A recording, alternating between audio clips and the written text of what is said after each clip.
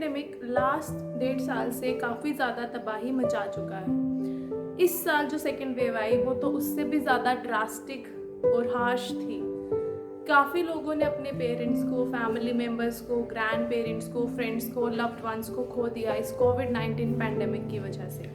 और इनफैक्ट अब एक्सपर्ट्स तो थर्ड वेव की भी एंटिसिपेशन करना शुरू हो गए हैं। So to save yourself and your family from these devastating consequences of this corona virus pandemic, हमारे लिए इस वायरस की नॉलेज होना, इसकी पैथोफिजियोलॉजी के बारे में जानना बहुत इम्पॉर्टेंट हो जाता है। जो डिफरेंस है लास्ट ईयर और इस ईयर में पॉजिटिव वे में वो ये है कि now we know much about this virus, how it works, कैसे ये हमें इन्फेक्ट करता है और कैसे कैसे इसकी पैथोफिजियोलॉजी होती है।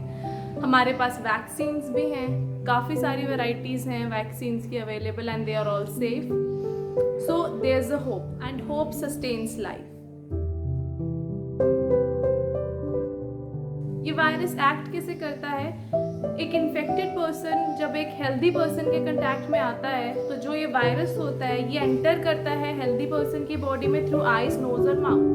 यहाँ से एंटर करने के बाद it gets lost into the cells of the throat, जिसको हम मेडिकली फेरिंग्स कहते हैं। वहाँ पर जाने के बाद में ये क्या करता है, उस सेल की मशीनरी को अपने एडवांटेज के लिए यूज़ करता है, अपनी कॉपीज, अपनी रेप्लिका बनाने के लिए यूज़ करता है and it becomes the part of the cell now.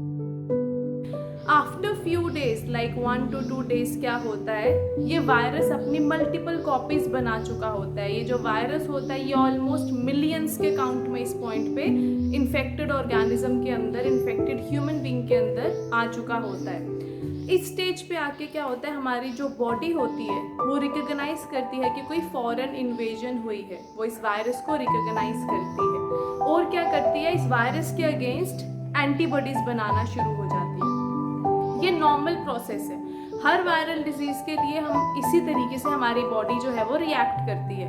In fact कोई ड्रग या कोई दवाई ऐसी नहीं है जो वायरस को हमारी बॉडी से अच्छे तरीके से एलिमिनेट कर पाती है, बट हमारी खुद की इम्यूनिटी ही इस वायरस को हमारी बॉडी से एलिमिनेट करती है, ख़त्म करती है। आफ्टर 2 to 5 days क्या होता है, जब हमारी बॉडी में एंटीबॉडीज सफिशिएंट अमाउंट में होती हैं और वायरस लोड भी काफ़ी ज़्यादा हो चुका होता है, तो there is a fight between the two. इन दोनों के बीच में फाइट होती है जिसमें केमिकल्स रिलीज होते हैं जिनको हम साइटोकाइन्स कहते हैं। ये जो केमिकल्स होते हैं these are responsible for the fever, for the high temperature. ठीक है, कई केसेस में कफ होता है, कई केसेस में सोर थ्रोट भी होता है। उसका रीज़न ये है कि जो इन्फेक्शन है अभी वो थ्रोट में ही हो रही है। वायरस का मैक्सिमम लोड जो है वो थ्रोट में प्रेजेंट है, इसीलिए सोर थ्रोट और कफ होता है। कई लोगों के लिए this is the end result. Almost 80% of the population जो है वो इसी तक पहुंचती है, इसी स्टेज तक, और यही स्टेज पे ठीक हो जाती है, कंप्लीटली रिकवर हो जाती है। But for that 15 to 20% of the cases जो ये डिजीज होती है ये एक डेंजरस टर्न ले लेती है, एक खतरनाक मोड़ ले लेती है। और वो खतरनाक मोड़ क्या होता है कि जो वायरस है वो लंग्स को इन्फेक्ट करना शुरू हो जाता है, ब्रेथलेसनेस होना शुरू हो जाती है, निमोनिया जैसे सिम्टम्स आना शुरू हो जाते हैं। अब इसमें एक और टर्न है। वो टर्न ये है कि आज से पहले हम ये सोचते थे कि जो वायरस है वो निमोनिया कॉज करता है। इटली में एक पोस्टमार्टम हुआ और उसमें हमें ये पता चला कि एक्चुअली जो निमोनिया जिसको हम बोल रहे हैं वो निमोनिया नहीं है, वो ब्लड क्लॉटिंग हो रही है ब्लड वेसल्स में लंग्स की। अब ये कैसे होती है इसके बारे में जानना बहुत ज़रूरी है। बेसिकली क्या होता है, ये जो वायरस है ये हमारी एंटीबॉडीज जो है वो डिटेक्ट करती हैं इसको, क्योंकि इसकी सरफेस पे स्पेशल प्रोटीन्स प्रेजेंट होते हैं जिनको हम स्पाइक प्रोटीन्स कहते हैं।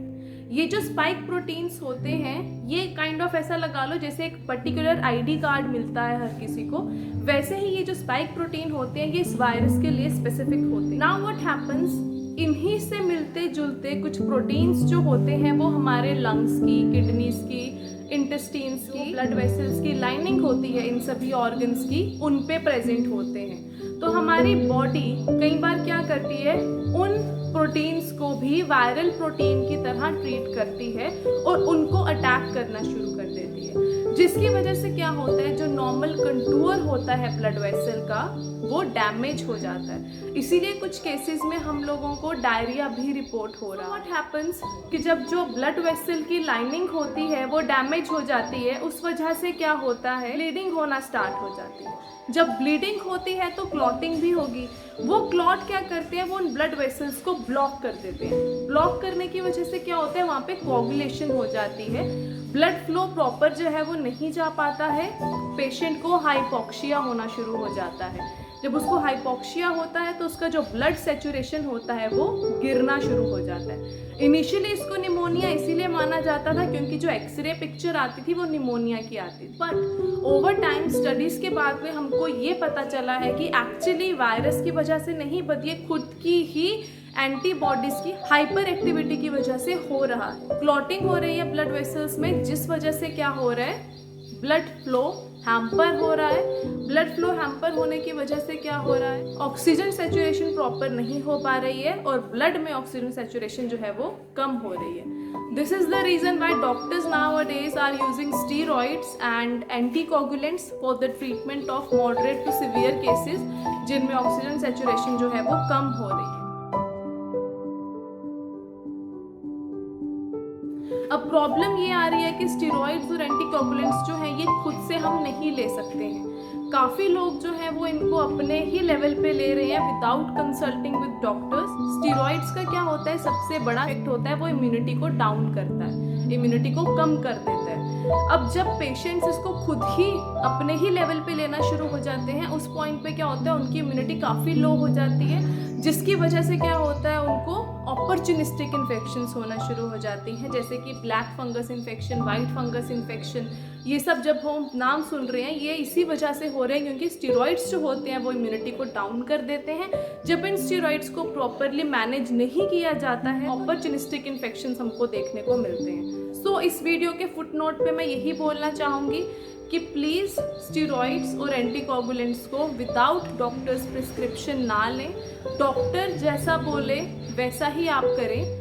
ज़रूरी नहीं है कि एक इंसान को जब कोविड हुआ और उसको डॉक्टर ने स्टेरॉइड्स दिए, एंटीकोगुलेंट्स दिए, वो ठीक हो गया तो उसी सेम डोज के साथ आप भी ठीक हो जाएंगे, ये ज़रूरी नहीं है। हर किसी इंसान की बॉडी अलग तरीके से रिएक्ट करती है। हर किसी पेशेंट को डॉक्टर उनकी बॉडी के रिस्पॉन्स के अकॉर्डिंग स्टेरॉइड्स और एंटीकोगुलेंट्स देंगे। So please please please steroids और एंटीकोगुलेंट्स खुद से ना लीजिए, ये बहुत ज़रूरी है इस पॉइंट पे, लेकिन सेल्फ मेडिकेशन जो है that will always prove dangerous and lethal. So now that we know that how this virus is going to act and how your body is going to react, हमारे लिए काफ़ी easy हो गया है covid patients को manage करना।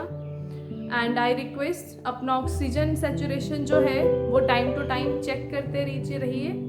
And अगर आपका ऑक्सीजन सेचुरेशन जो है वो 90 के बिलो जा रहा है तो इमीडिएटली डॉक्टर को कंसल्ट करके उनके सजेशन के according get yourself hospitalized. Thank you so much. Stay home, stay safe.